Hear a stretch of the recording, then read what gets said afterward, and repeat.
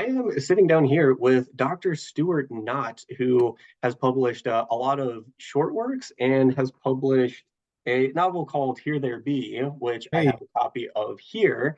It's a very, very fun supernatural horror thriller, and I'm excited to talk to him about it. So, Dr. Knott, how are you doing? I'm good. Yeah, thanks for being here. I'm excited to talk to you about whatever we want to talk about. It's been a week, but the weekend is here, so I'm happy. Absolutely. And I am going to make a conscious effort to refer to you as Dr. Knott because I don't know anybody who has earned a PhD besides you. And I don't want to I don't want to limit the power of the PhD by referring to you as Stewart. So you are Dr. Knott from here on out. Well, I will say we are a small group. It isn't necessary. I don't tend to. I mean, I do put it in my name. I was gonna say I don't tout it, but I do. I don't tend to make a huge deal out of it. It depends on the context, especially considering what I did it in. But that's cool. You can do that. I'm very appreciative of that. I worked hard to get Yeah. it. Absolutely, and I will be asking about that. But we are here to talk about your writing because you are very active in your writing career. So you want to tell us a little bit about your published works? Yeah, so I have quite a few published works out there now. A lot of them, at least two of them, are collections of short stories. So I tend to count the physical collection as like one book. And if I've done five or six short stories that make up that book, I don't tend to count them. So because if I did, I'd say, oh, I've got like 15 published works, which is technically true, but I count the physical copies. So there's like six and a bunch of collections that recently came out. So yeah, I do tend to write.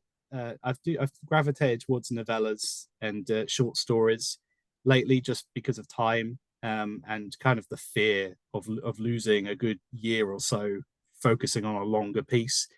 But I've reached a point where I kind of know once I've planned a story, kind of how long it'll be, how much legs it's got, and I think, well, if it's not going to be 150,000 words, it's only going to be 25. It's 25, and it's a novella or a novelette, and I'm okay with that because it's got to a point where I can kind of publish two or three longer pieces a year with some smaller pieces in between that get collected or get published elsewhere, and that's kind of a nice little groove for me. Is trying to get into consistency to attack the social media with consistency of like, oh, he's out, he's done it again. Yeah, he's done it again.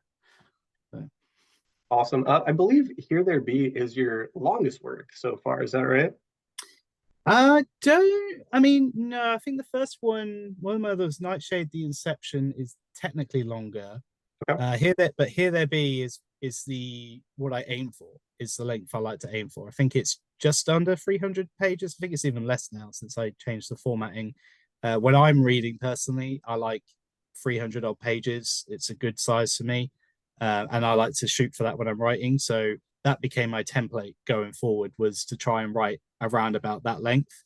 So it was a reaction from Nightshade was too long, and that was even after copious edits. I didn't want to change anything else. I was happy with the length of it, but I was aware that maybe it was a bit too long.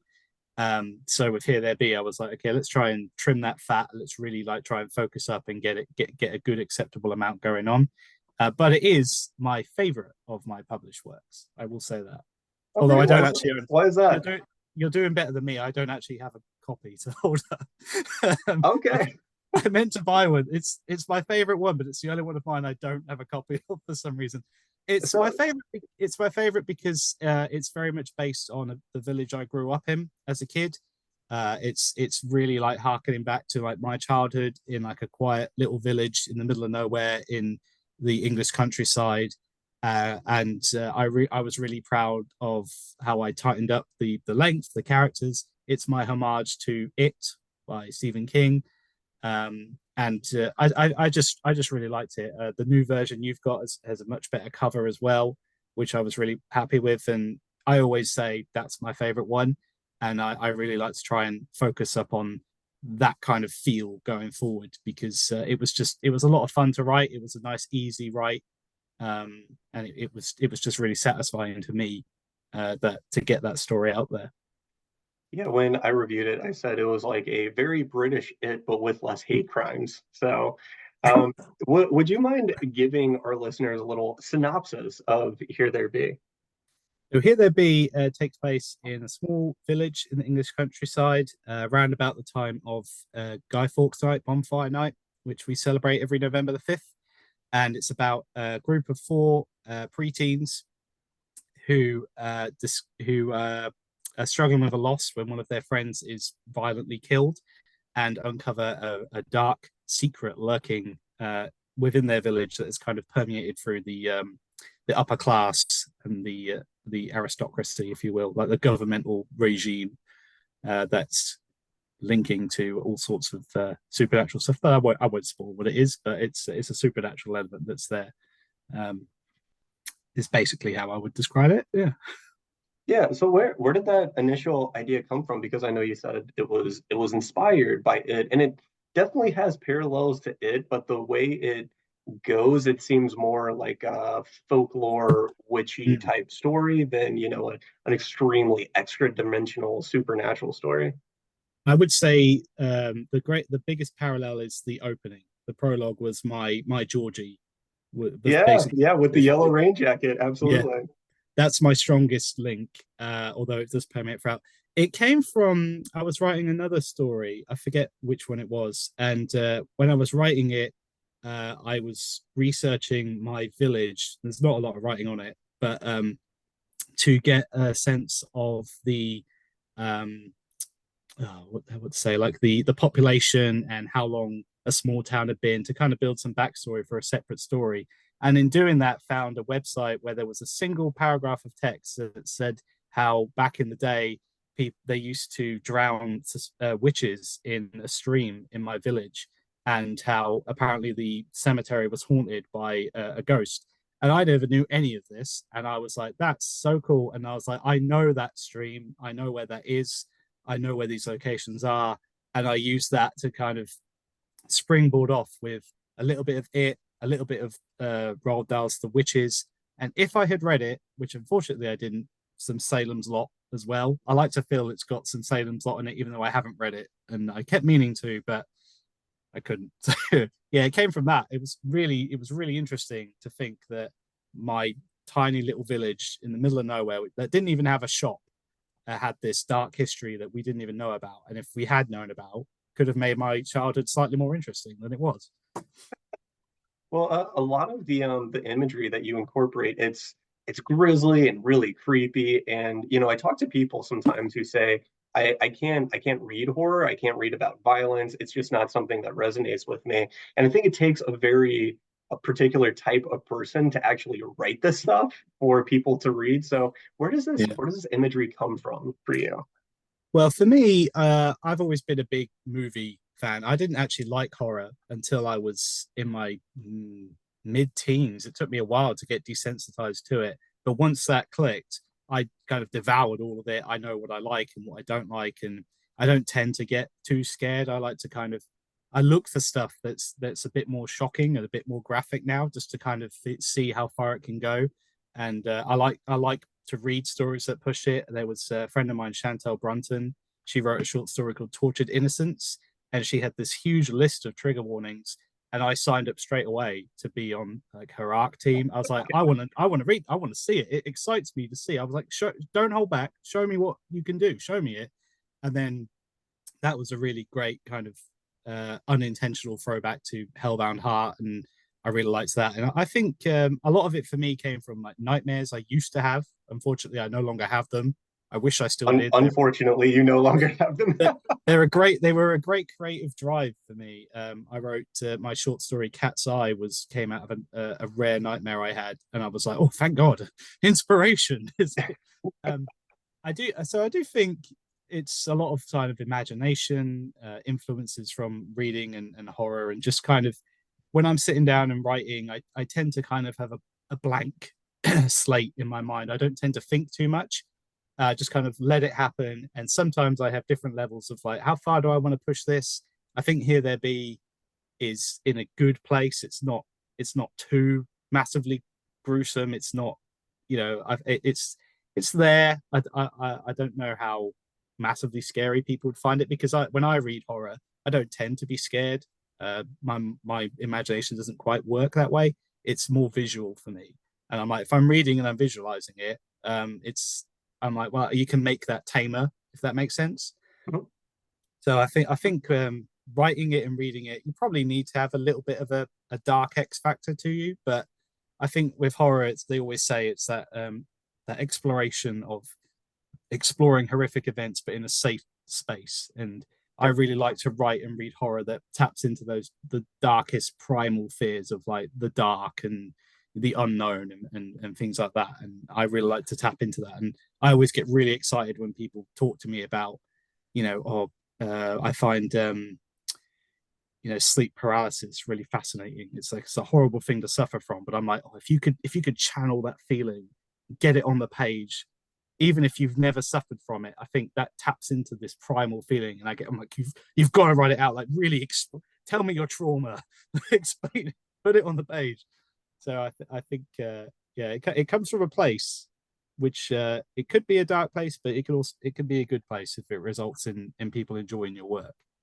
Yeah, and you mentioned triggers, which Mm. a lot of different writers that I've had on here, especially the ones that do a lot of darker fiction, they we have had a discussion about extreme horror and triggers, and a lot of them seem to speak about it in a way that is very positive. Actually, I know there are so many people, at least I know in my daily life, who if I handed them an extreme horror book, they would judge me. And it's not something that I dive into too terribly much, but is there anything for you in terms of triggers or extreme horror that is too much, or is that something that you're constantly exploring?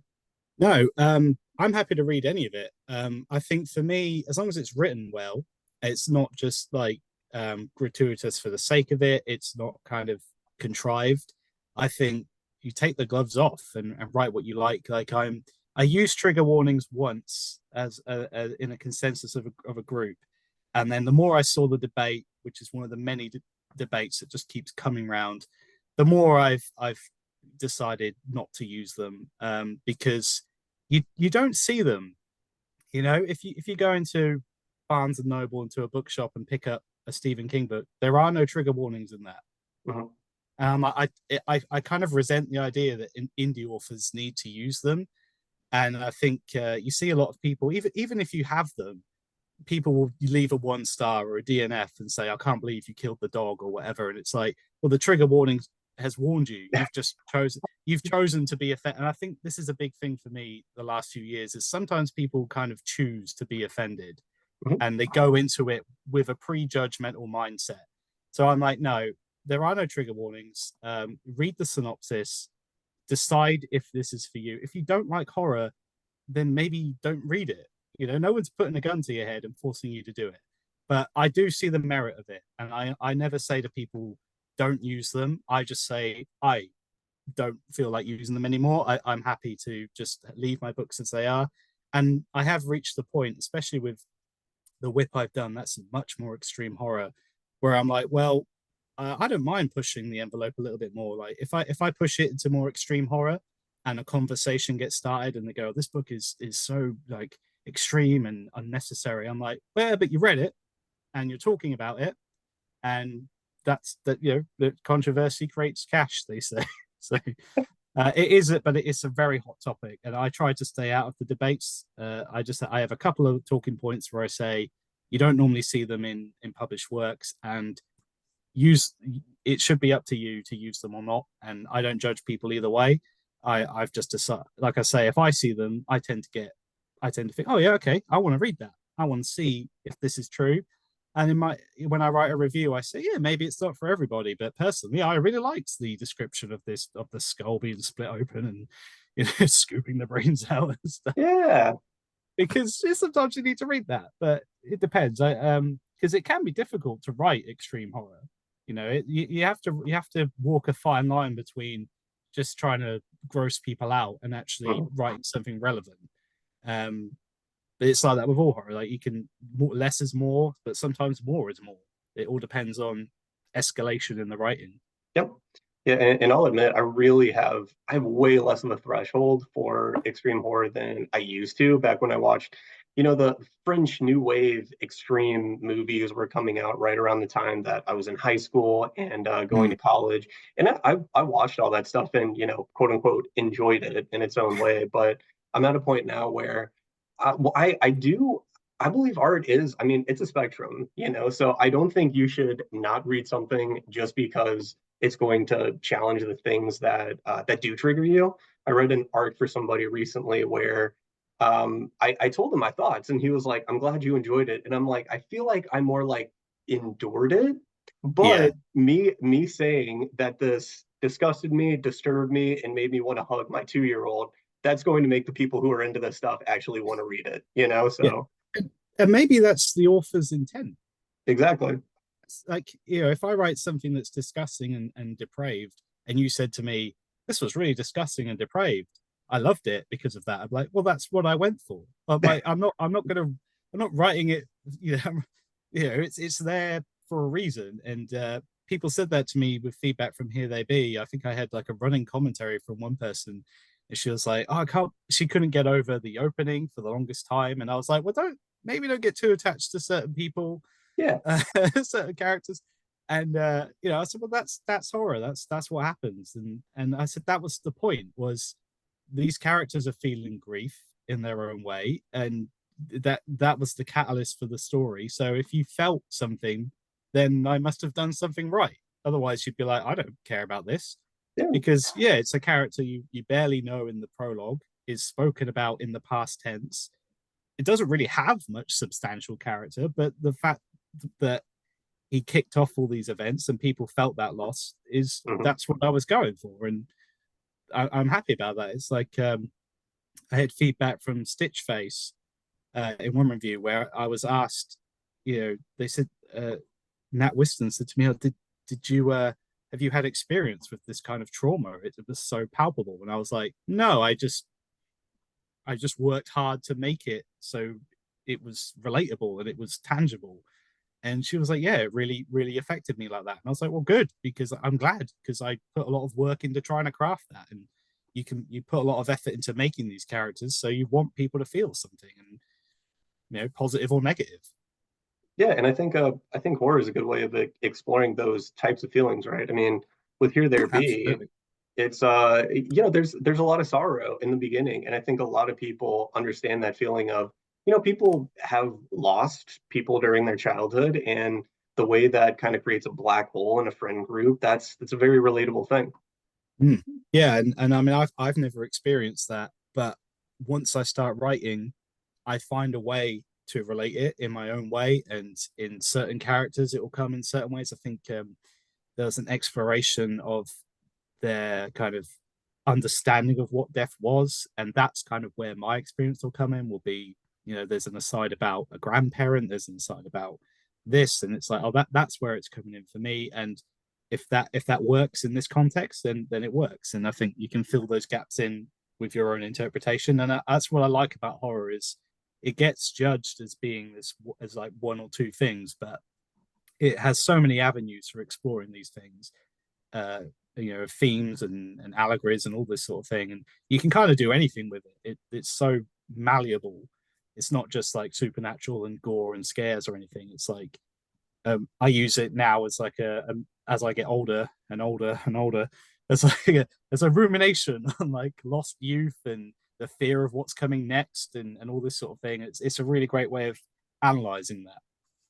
Yeah, so I want to step away for a second from Dr. Knott the writer and talk about Dr. Knott the academic, because again, it's very cool that you have a PhD. So could you talk a little bit about sort of your academic career? What's your PhD in, and what you do when you're not writing? So my PhD is in adaptations, which is a form of film studies. I first went to university undergraduate to do English studies because I wanted to write. I took a year out from school and I was like, I'll go to uni and I'll learn to write. And in my last year, I got to do creative writing. The rest of the time was essays and Shakespeare. But we had a film studies module, and I leapt on it because all of a sudden I could write essays and do a presentation on Alien and Batman and 300 and all this sort of thing. And it really helped me to be like, oh, now we're gonna watch a movie and read what it's based on and write about that. And that took me into my master's degree, where I did my thesis on superhero movies, which weren't as big as they are now then, but they were still growing. And then for my PhD, I basically did that because there were seven of us in my master's degree, and the head of our department came in and said, "Oh, you could all go on and do a PhD." And I was like, "Fine, I'll do it, and I'll just write about movies based on video games." And did that for 5 years, and I really enjoyed it because I was writing about what I liked and what I enjoyed.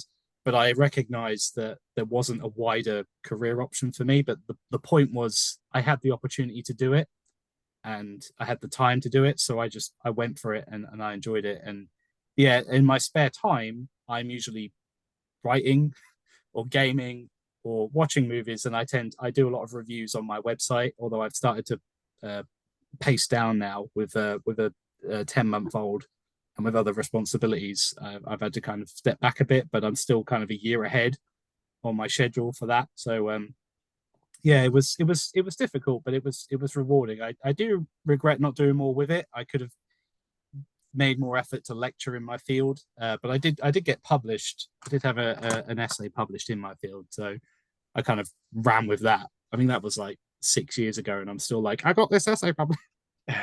Well, It, a it, PhD doesn't like run out, does it? You could still no, lecture, right? oh no. It's when it comes to lecturing, it's all about having classroom experience, basically. And at the time, I wasn't in a position to set aside time to get the experience they needed.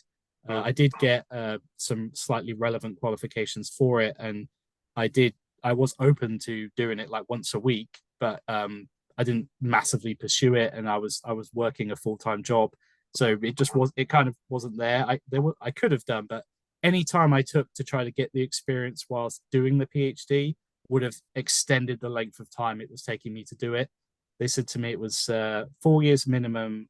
I think it was 7 years max at full time. So I made a 5 year plan, and I was able to stick to it. It was 20,000 words a year, 6 months of research, 6 months of writing for each chapter, and then about 3 months to kind of tidy up and get ready for the defense and everything. Mhm. So it was there were a lot of dead times. Like now, when I try to write, there was a lot of like sitting and staring at the wall and like kind of procrastinating and wasting days. But as long as I did a certain amount of work within a year, it was fine. So it was. So was it always the film theory or the film studies, the critical study side of filmmaking that you were interested in, or were you ever interested in filmmaking as an endeavor? I kind of was to a degree. Like I always like I wish I'd had more opportunities to do like more stuff with that, like act like bit of acting or like directing or screenwriting, but the opportunities weren't really there. We didn't really have them in my school life that much, so I leaned into the critical like academic side of it instead to kind of with the one I did, not many people write seriously about video game adaptations. So there was a brief bubble there where I was basically creating a dialogue to seriously discuss those movies because people hadn't done it. And that there was I gave myself a year to try to get that published officially and to kind of do something with it before it became irrelevant.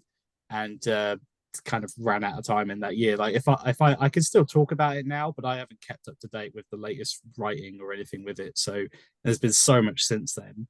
Mm. But fundamentally, because video game movies haven't exactly set the world on fire yet, the my original point still stands with it, where it's like they you have to look at them as a genre and forget about fidelity, which is a big thing. It even counts with like movies based on books. People expect it to be like the book, and it's not going to be because that's not how it works. It's a completely different medium, and everyone has different interpretations of it.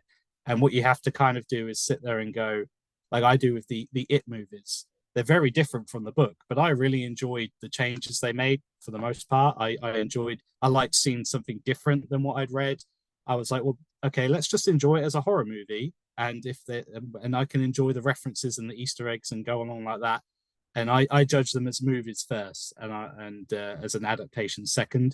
So I say, oh, it was a good movie, not a great adaptation. Well, you can say it's a great adaptation, but not a very good movie, and there's a very different kind of scales to go by. Yeah, and video game movies are kind of in an interesting spot now because I feel like a lot of video game adaptations, they're adapting things that are already pretty cinematic. Like video games are getting very, very cinematic, you know? So it's one of those things where it's like, why bother? You know, I know there's money Yeah, on the table, but I mean, I actually said that my friends and I went to see Exorcist Believer, and whoa, where's this going? well, and we came out of it, and it was so bad that I didn't even review it. I hated it. I did not like it, and it was really funny because at the same time it was the 50th anniversary of The Exorcist, and my cinema, mine, the one I own, the cinema in my town was showing The Exorcist again for one day, and I sat there and was like, wouldn't it just be better instead of making a crap movie like that? Why don't you just re-release the original, restore it to 4K, 5K, whatever? Just re-release that for 2 weeks. Like, wouldn't that be cheaper and easier and better? Like overall, and it does make you think.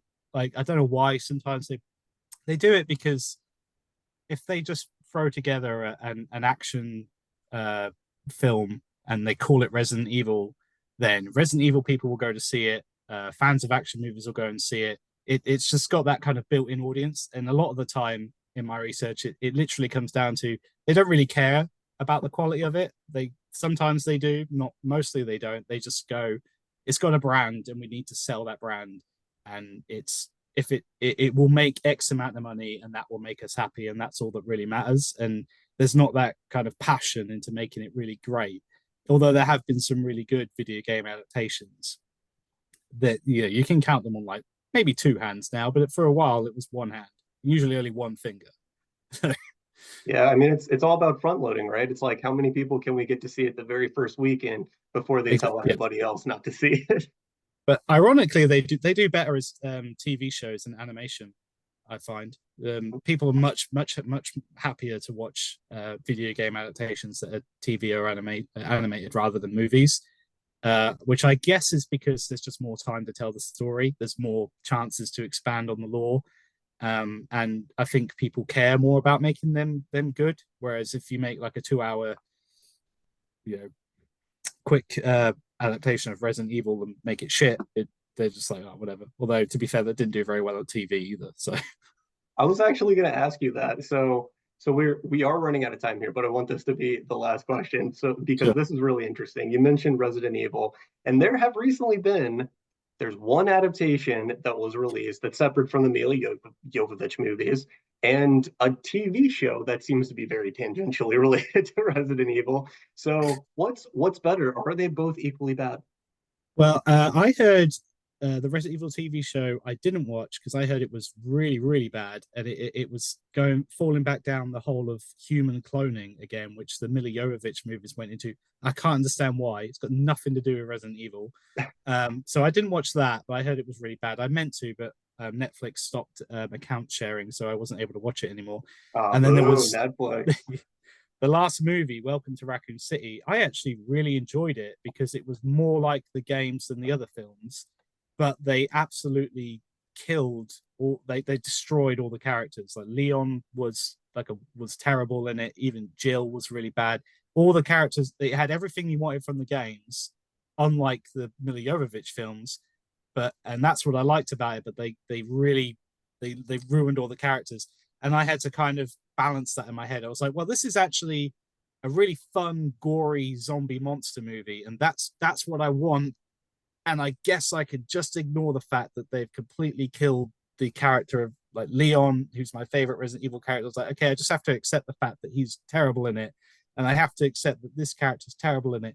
And I was like, oh, it was so close. But I'd rather watch that one movie than all of the Mila Jovovich ones, except for maybe Apocalypse, which is the closest to my favorite games, 2 and 3. And even that is like, well, we have to make Jill, subservient to Alice because she's the main character. And it's so bizarre to me that Resident Evil is quite simple to make, but it's not. If you look at the production, it's just not profitable to do like a gory zombie movie set in a mansion. Like it's not going to work. They want to make as much money as they can, so you make it PG-13. You introduce the action elements, and you make it dumb and loud and mainstream, and you draw in a certain audience, and it makes they all made a lot of money. They all made a huge amount of money. Yeah, I was going to tell you that I've actually watched both that movie, Welcome to Raccoon City, and the TV show. The TV show is it's weird, but Mm. it's interesting in its own way. I enjoyed it enough, mostly Yeah, for Lance Reddick because he is yeah. an American treasure that unfortunately we lost too soon. I And couldn't believe it. Yeah, that was the main reason I wanted to watch it. Was I heard he was really good in it, and I think University heard he was the best element of it. I kept meaning to, and then I was just like, oh, I'll get round to it at some point. The CGI animated movies they did aren't bad, but I do tend to find when I have them on, I just kind of space out, or I just find myself doing something else. I kind of lose interest halfway through.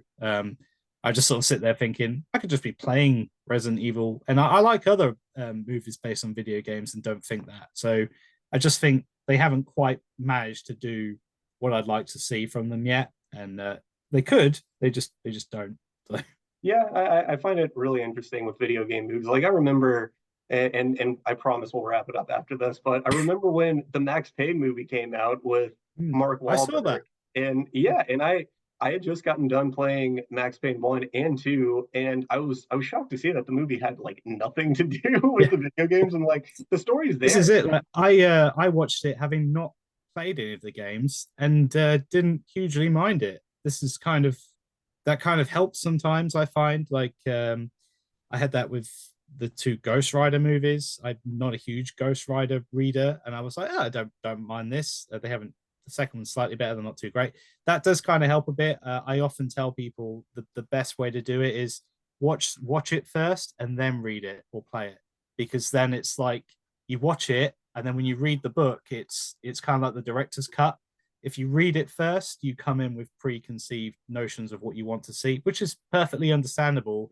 But a lot of people with movies, sometimes you just have to kind of turn sides of your brain off, and some people can't do that. So I definitely say watch it first. If you like it, read the book, unless it's Jurassic Park, because the book is terrible. Controversial opinion for the day. Boring, all right? It's boring. Oh, that's fine. That's fine. I don't think anybody's going to come after you for that. It's fine. But I'll argue it till the cows come home. so if anybody wants to find your work, where should they go? So all my books are on amazon.com.co.uk, possibly .ca as I'm well. familiar with it. Yes. Have you heard of Yeah. it? They're all on there. That's your main go-to. They're all available as ebooks, paperbacks. I think most of them as hardbacks now as well. So yeah, hardbacks may take a little longer to come though. I've found there's quite a big delay for them, but yeah, all on Amazon. And where are you on social media? I'm almost exclusively on Threads. Mhm. Forget my exact tag. I should probably know that. And Facebook. Instagram is pending at the moment. I'm trying to cut back a bit on a lot of my social medias. Threads is just Dr. SK Spawner on Threads. So I'm mostly on there and on Facebook if anyone wants to reach out and say hi, as long as they're not trying to sell me their editing services. Right. That happens. Maybe you should edit for them. Yeah, I'll give it a go. I'll start spamming people with it. Yes. Well, thank you so much for being with me here today. It's always fun chatting with someone who is in a completely different part of the world, so thanks for coordinating with me. Again, that is Dr. Stuart Knott, and he's written a bunch of work, including Here There Be, which is a very fun, spooky novel.